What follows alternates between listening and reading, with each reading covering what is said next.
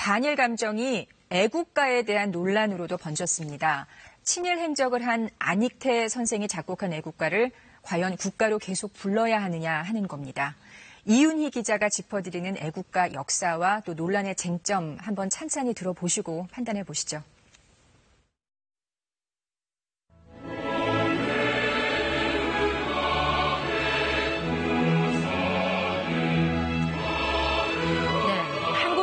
더는 설명이 필요 없는 노래, 애국가입니다. 7, 80년대에 유년기를 보낸 분들이라면 월요일 조회 시간 운동장에 모여서 애국가를 4절까지 재창했던 기억 있으실 겁니다. 작곡가는 안익태, 1948년 8월 15일 정부 수립 행사 때 공식 연주된 이후 이 애국가는 지금까지 그야말로 기쁠 때나 슬플 때나 함께한 공인된 국가로 자리 잡아왔습니다. 일본의 백색 국가 배제 발표 직후 열린 긴급 국무회의에서도 또 더불어민주당의 일본 규탄 집회에서도 애국가는 울려 퍼졌습니다. 그런데 어제 갑자기 애국가를 부르지 말자는 주장이 국회 공청회장에서 제기됐습니다. 공청회 제목부터가 안익태의 곡조의 애국가를 계속 불러야 하나. 주최자는 더불어민주당 안민석 의원이었습니다. 사선 국회의원으로 국회 문화체육관광위원장 맡고 있습니다. 먼저 발언 내용 들어보겠습니다. 친일 작곡가 안익태에 대한 평가를 한번 해보자. 그리고 불편한 진실을 이제는 공개적으로 꺼내서 국민들에게 이 판단을 맡기는 한마디로 친일 행적을 한 안익태 선생이 작곡한 애국가를 국가로 계속 불러야 하냐 하는 문제 제기였습니다. 최근 확산된 반일 여론을 의식한 것으로 보이는데요. 자, 이거 들으시면서 안익태가 친일파였어 하는 분도 계실 것 같아 잠시 설명드리겠습니다. 안익태 선생, 우리나라 근대사에서 세계를 무대로 활동한 당대 최고의 음악가였습니다. 1935년 미국에서 애국가를 작곡합니다. 당시 미국 동포들이 동해물과 백두산을 스코틀랜드 민요 올드랭 사인에 맞춰 부르는 것을 듣고 악상을 떠올렸다는 설이 유력합니다. 대한민국 정부가 수립된 1948년 이 곡이 애국가로 지정됐고요. 1965년 문화훈장 대통령장을 수여합니다. 그리고 안 선생은 국립묘지에 안장됐습니다.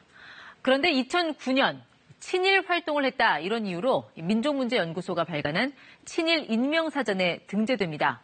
연구소 측이 밝힌 친일의 근거는 크게 두 가지입니다. 먼저 1942년 9월 독일 베를린에서 만주 환상곡을 지휘한 것.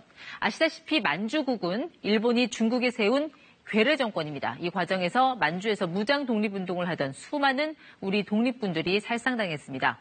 그런 만주국을 찬양하는 노래를 만들었다는 점을 문제 삼은 것입니다.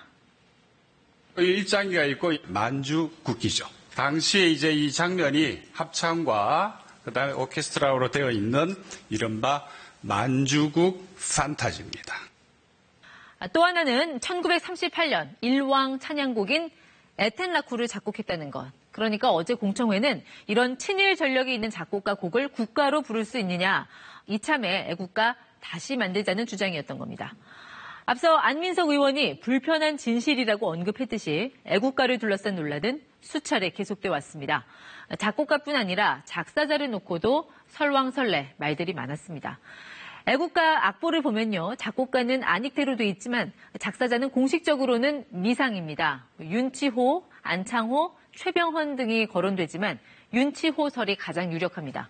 1955년 국사편찬위원회 심의에서 11대 2로 윤치호 작사가 압도적인 지지를 받았지만 윤치호가 친일파라는 주장이 또 제기되면서 최종 판단은 유보됐습니다.